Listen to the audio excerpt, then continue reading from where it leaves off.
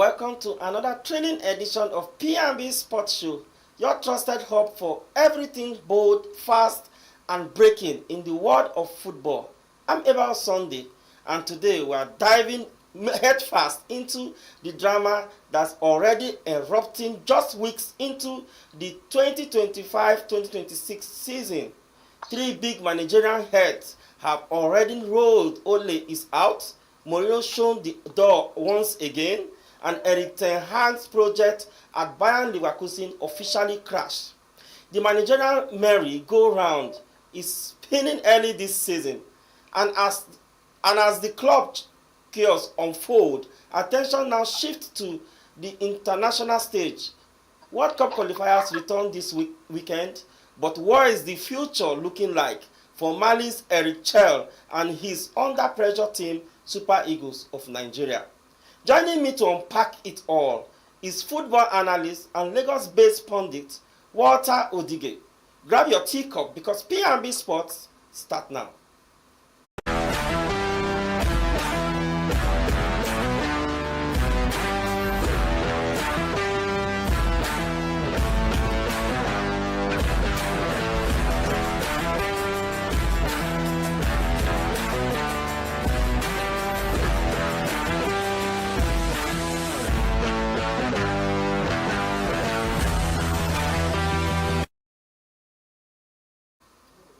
Welcome back. It's the P&B Sports Show right here in Abuja. And of course, I'm joined virtually by Walter Odige from Lagos. The big Lagos. Walter, how are you and how is Lagos this morning? And of course, the chaos in Europe, pressure in Africa. I don't know how you're going to unpack all this today. But let's start with Europe. Let's start from Europe rather. Three managers sacked already. Just three games into the season. What do you have to say about this? I think first off, it's football. Football is a business, and that's the most important thing when we should consider whenever we're trying to talk about the managerial sack. Football is a business of results, and if a manager is unable to produce results and is able to align with the club's vision, I don't find a problem with the club taking the hard decision to part ways with their manager. But that being said, in all honesty, I think is I don't know. I'm looking for the right word to use. I think it is arrogant and it is stupid to fire your manager in August, in the month of August. The case of Jose Mourinho, I think he had played just 4 matches to the new season, of which he won the first 3 and he drew 1. Okay, 5 matches, he won the first 3, drew 1, and he only lost to Benfica. 1-0 lost away to Benfica, and that didn't make him qualify for the UEFA Champions League. And Fenerbahce felt, this was our target, this was what we want. You promised us you're going to bring us to the Champions League, but you've not been able to achieve that. And so they felt firing him was the best way to go. But for me, I think it's madness because, they've signed so many players in the summer. And I want to believe that Mourinho was part of the process or part of the plan when they were considering what players to sign. So now you bring in players that were wanted by this manager, and just after 3 matches in the new season, still in the month of August, which is the first month of the new football season, and the manager is gone. So now the new manager that's going to come is going to inherit a squad that was put together by the former manager. That for me leaves the team in disarray. That for me leaves the team it's with a lot of confusion because the new manager might not like some of the new signings. The new manager might not be okay with some of the new signings. The new manager might have his own style of play, which some of these new players or the players at the club already might not fit into. So those are questions to ask. And so no matter how bad the result is, I don't think the manager should be getting sacked by August. And lastly, on the Jose Mourinho's case, I think it's a case of people not understanding their levels. Good and fine, yeah. The target was to qualify for the UEFA Champions League. But immediately I saw the draw. Immediately I saw the final knockout draw, and I saw that they were going to play Benfica. I knew it was going to be an uphill task. It would have been a miracle for me if they had gone through ahead of Benfica. We're talking about Benfica here, a team that played in the Club World Cup, that got to the knockout stages. We're talking about Benfica, a team that has not missed the last 10, 16 UEFA Champions League. We're talking about Benfica, a team, that we all know that they always do well in UEFA Champions League. They are a Champions League mainstay. Yes, they might not win it. We all know that, but yes, they will do well, and they are a very strong team. And we know they can hurt anybody on their day. So sacking the manager, well, the target for Fenerbahce might have been to qualify for the UEFA Champions League, but you should understand the circumstance. You should understand the team you're playing. Amongst the draw, I think they got the hardest possible opponent in Benfica, because there were other less teams that I think they could have beaten. They would have beaten any other team in the draw than Benfica, but it was a tough draw. So I think the Fenerbahce board could have been more lenient and say, you know what, okay, we understand that we wanted the Champions League. We understand that that was our target, that was our agreement, but okay, we can be lenient with you since it's Benfica. Now you must do well in the league, which I think would have been a better place to judge Jose Mourinho for. But yes, it's the story, is the life of the manager, hire and fire. But Mourinho gets hugely compensated. I think he's going to walk away with about €5 million for the sack. So that's good enough for him. And it's just the harsh rule of football. Managers get the sack. But Mourinho is not new to this, because it happened in Chelsea, it happened in Manchester United, it happens in Tottenham Hotspur. I think so. It happened in Tottenham Hotspur. I think when he even went to Roma, the same thing. So I think he's not new to this. So and Mourinho is somebody that makes more money even when he's been sacked. Yes, he makes more money when he being sacked, because of to appoint a manager as big as Mourinho, you have to give him a massive contract because of what he's done, what he has achieved. So Mourinho will not come and coach you for penny. He's going to come with a heavy contract, and you will not appoint Mourinho on the 1 year or a 2 year deal. The least you will appoint Mourinho is on a 3 years deal. You understand? So now you sacked him just 1 year, 1 month into his new deal. What will happen is when you're going to fire him, you're going to pay him his remaining 1.5 years salary before you'll be able to sack him. So that's what has played out. So he has made more money, like you said. He got sacked by Chelsea. He got sacked by Real Madrid. Yes, Real Madrid too. Manchester United. He got sacked by Tottenham. He got sacked by Roma. So he's made. I think I read somewhere he's made over £50 million from being sacked. That's Jose Mourinho. So that's a huge sum of money. But it's the reality. I'm sure he's used to it. I'm sure he did not cry over it. I'm sure when he got the news, he was sad. As a manager that loves football, we know Mourinho to be someone that loves the game. He always wants to be in the game and all of that. But I'm sure he takes it with good faith, and he's already looking for his next job. Getting the next job, I don't think that should be a problem for Mourinho. I don't think so. No, But before we switch to Eric Ten Hag, what would have been, if you are in a position to advise Fenerbahce, what would have been your advice to them? Would they have kept Mourinho till maybe the end of the season and see how they could get a manager that can fit into that system, or they could have just given him another task, win the league? Since yes, my advice to Fenerbahce, it would have been very, very simple. Listen, I know we want to play Champions League football, because qualifying for the UEFA Champions League alone does a lot to your finances as a football club. Manchester United, for example, missing out on this season's UEFA Champions League cost the club £100 million. That's a huge sum of money, and I'm sure for Fenerbahce to qualify for the UEFA Champions League, they will get nothing less than £40-50 million just for qualifying alone. So that does a lot to your finances, especially in this modern world of football business.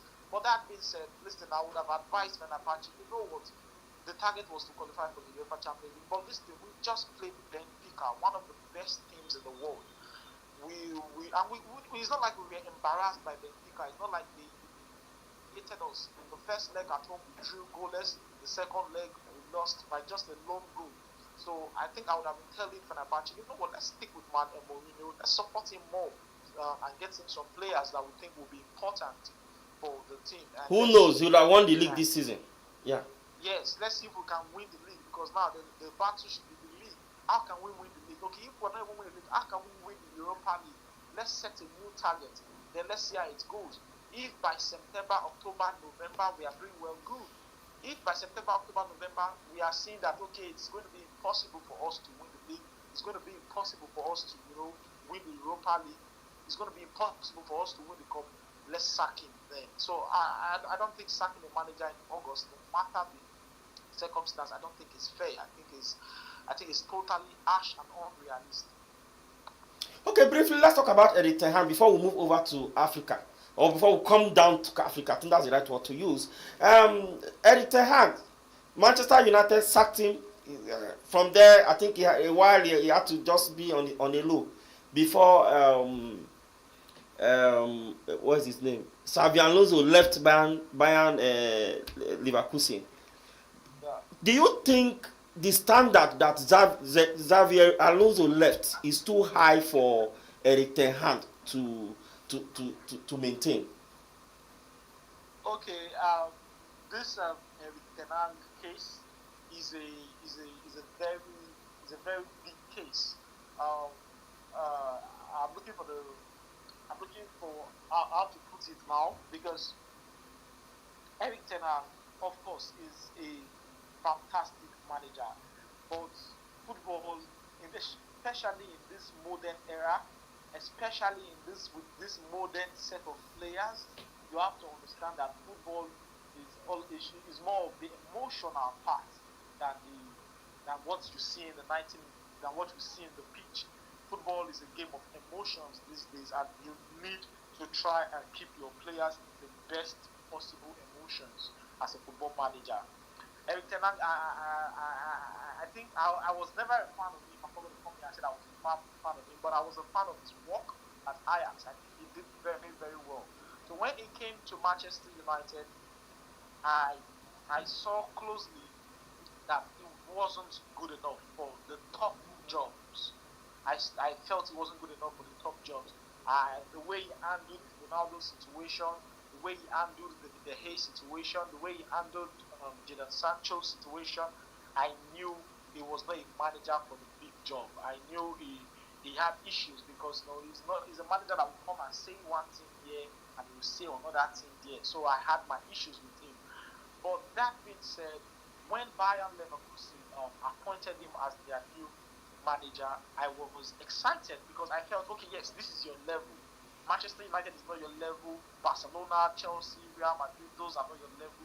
This is your perfect level. Bayern Leverkusen, that's your perfect level. So I felt he was going to do well and all of that.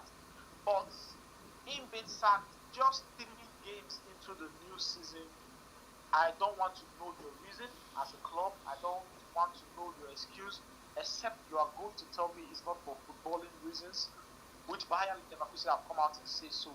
Except to do that, I don't think a manager should be sacked based on the result of the first 3 games of the season. Now, why do I say that? Because now, these 3 games, it's not like they were a total disaster.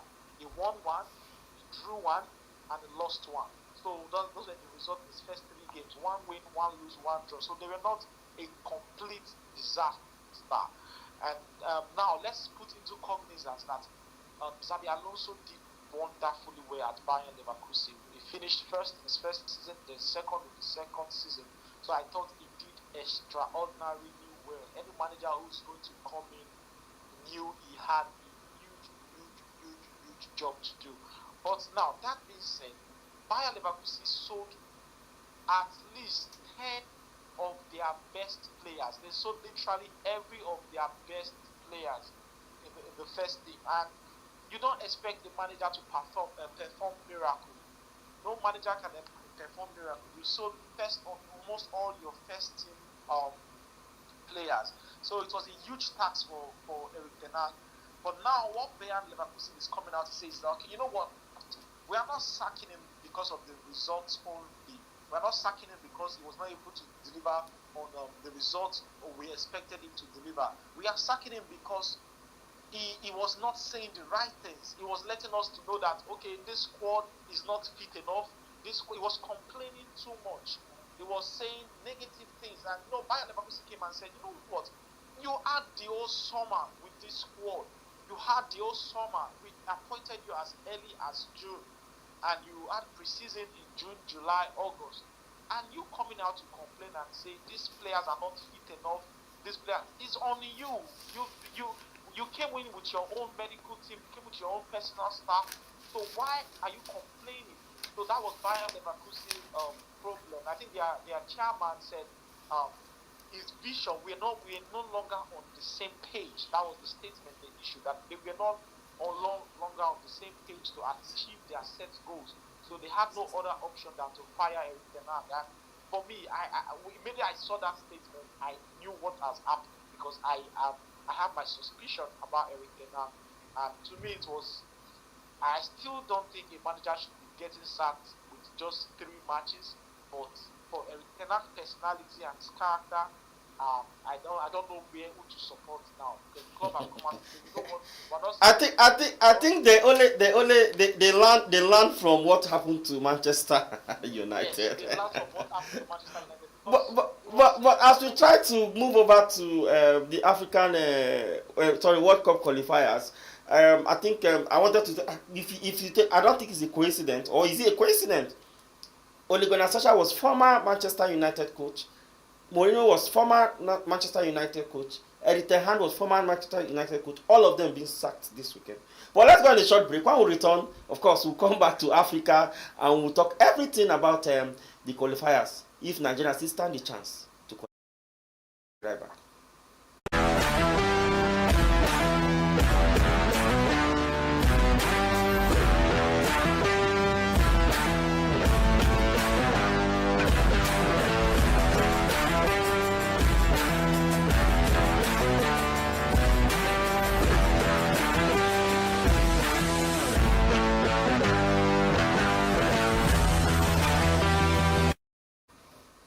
Welcome back. It's still P&B SPORTS Show right here in Abuja. And I'm your host, Abel Sunday, and I'm still virtually joined by Walter Odige. Walter, let's come back home. Let's come back home.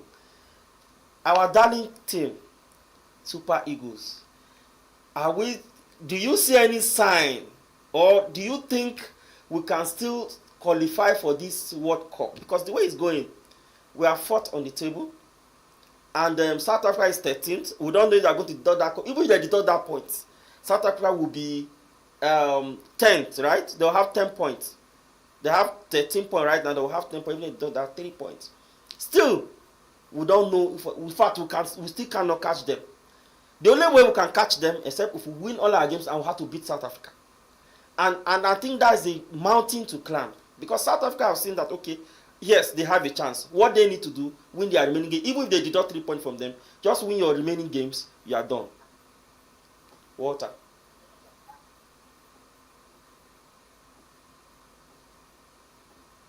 Are you there, Walter? I am here, I'm with you. Okay, do you hear what I just said, or I should repeat my question again? Yeah, I had it perfectly. Okay. The first and most important, I can assure you today, I'm telling you this for free. If Nigeria can win their remaining 4 games of this World Cup qualifying series, we will be at the World Cup. If we can win our remaining 4 games. But now, this is the question. Can we win our remaining 4 games? Do you know my answer? My answer is no. But I can tell you for a fact, if we can win our remaining 4 games... But what are the dynamics? Because if you say we can win our remaining 4 games, are you sure? Okay, now, we don't know if FIFA is going to deduct the 3 points. Is FIFA going to deduct the 3 points? It's not negotiable. It's not negotiable. FIFA will deduct 3 points from South Africa. It's a fact. It's impossible for FIFA not to deduct 3 points from South Africa. They killed an ineligible player, a player that was not eligible to play in the game. and they use that player, a player that was suspended for a game, and they use that player. It's a normal practice, except they want to change the rule book. It is as simple as after A we have B, then we have C. So that's how simple it is. It's not back and forth. It's not the Nigeria election case whereby we were told that we don't need to win 25% in Abuja to become the president of Nigeria. No, that one had a lot of English to confuse people. This is a simple and straightforward case. So it's a matter of when, not if. It's a matter of when. And but when we say with the kind of squad we have, I don't think we should struggle with this group now. We should win at least. We should win on our games at least 1-0 if that should be the case. We have one of the best strikers in the world. We have Osimhen. We have one of the best goalkeeper as well. We have Wambale. We also have a couple of people. We have the likes of. You're absolutely correct. Nigeria shouldn't find it difficult to beat Rwanda at home. We should be beating Rwanda in Nigeria. We should go to South Africa with what is at stake, with we knowing that that's the final. That is the game of their life. That is going to be the most important games this set of players have ever played. Because guess what? None of this set of the current Super Eagles, none of them have been at the World Cup before. So that is the game of their life. So knowing what is at stake in that game, Nigeria should go to South Africa and pick up all 3 points. It's doable. It's South Africa. We're talking about Nigeria here, the giant of Africa, one of the best footballing nations in Africa.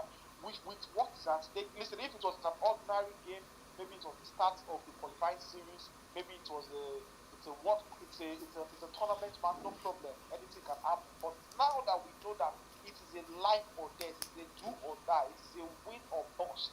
I think Nigeria should go to South Africa and win that game comfortably. And their final 2 games against Lesotho and what's it called, Benin Republic. Those are 2 games they should win, so we shouldn't have any issue winning all those. And remember, we are playing, which means these first 2 games is the defining moment for us, because we have to pick on Saturday, and also we are playing South Africa next week. So we need to win these first 2 games first. That is the defining moment for us. They are the two most difficult games we have left. If we can win these first 2 games, trust me, I tell you, there will be a huge chance of Nigeria playing at the FIFA World Cup. But I am very sure nobody trusts the Super Eagles. But with Eric Chell, tactics and his charisma, his kind of person, don't you think he's somebody that can really push? Or is it that we lack the mentality of winning? Yes, we currently lack the fight to win. Now let me tell you what I mean by this. I remember the last qualifier. Eric Chell was also the manager. We played Rwanda away. We went to Rwanda and we got all 3 points. We defeated Rwanda. Then we came back to Nigeria and we played Zimbabwe. A much easier game. Trust me, if we had won that game against Zimbabwe, we would have been in a better position.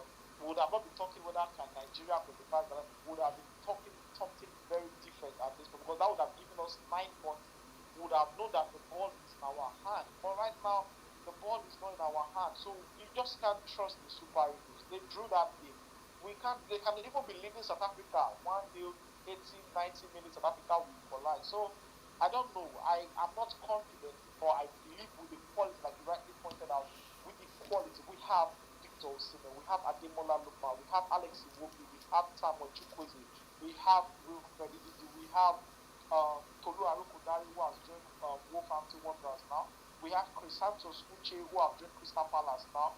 We have Calvin Bassey, we have William Troost-Ekong, we have Olaino, one of the best right back in the Premier League last season. We have Noah Bali, the standard goalkeeper. With this whole squad we possess, with the players we have, it should be easy peasy for Nigeria. But like we all know, you cannot rely on the Super Eagles. Okay, on that note, from the chaos in Europe and of course the pressure in Africa, Walter Odige has been giving us and unpacking all what we need to know about the footballing stories this period. Walter, I want to thank you very much indeed for making it down to our show again this morning. Thank you so much. I appreciate it. Okay, on that note, that's the start of our show this morning. I'm Abel Sunday. From me and the entire team right here in Abuja, I say goodbye.